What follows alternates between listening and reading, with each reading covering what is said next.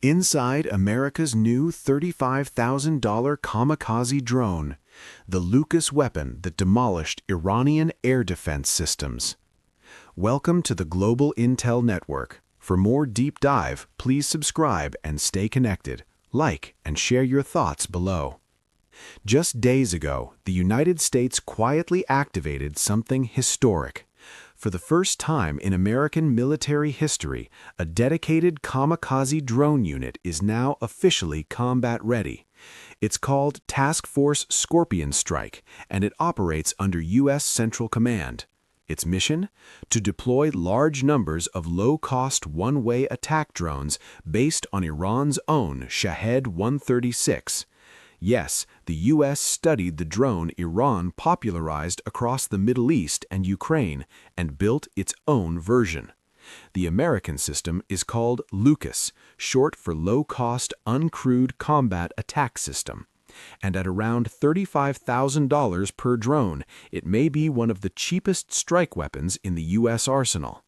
But this isn't just about copying a design, it's about flipping the math of modern warfare.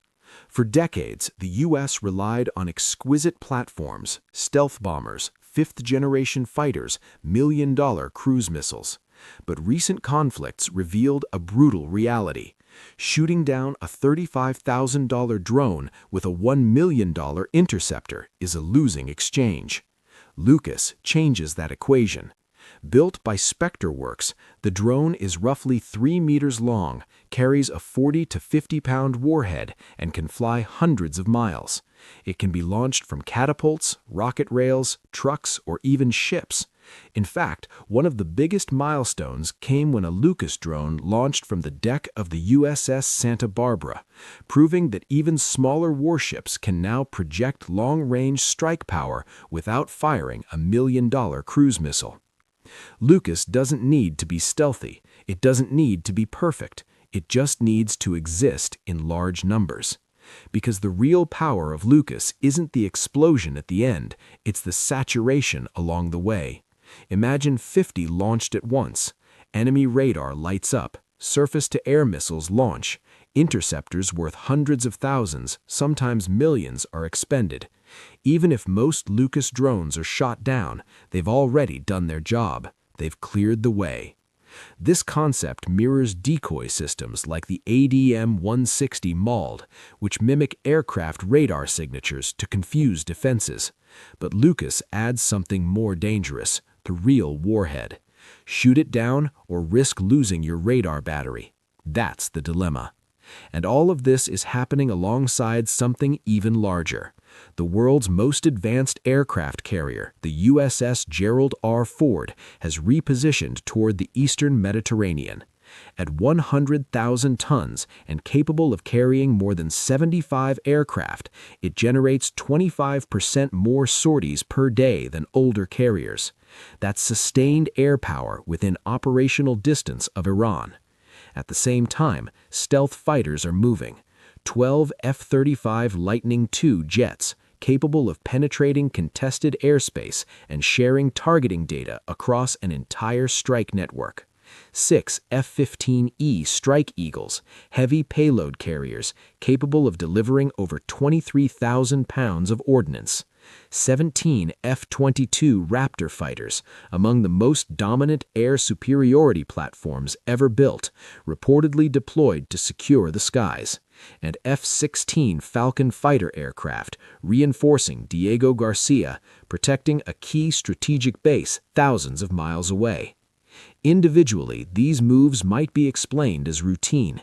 Together, they form a layered strike architecture. F-22s establish air dominance. F-35s penetrate and coordinate. F-15s deliver heavy strike packages. Air carrier aviation sustains operations. And LUCAS drones saturate defenses, absorb interceptors, and force enemy systems to reveal themselves. This isn't about replacing stealth jets. It's about multiplying their effectiveness. For decades, the U.S. military focused on building platforms too expensive to lose. Now it's embracing something different, attritable mass. The Pentagon reportedly tapped up to 20 vendors to produce LUCAS components. It's a distributed industrial model reminiscent of World War II Liberty ship production, not one factory, but many building the same design in parallel. The goal isn't dozens, it's hundreds, thousands, potentially hundreds of thousands. Because in a high-end conflict, the side that can refill the sky fastest may hold the advantage. LUCAS is not the most advanced weapon in the arsenal, but it may represent the most important philosophical shift in a generation.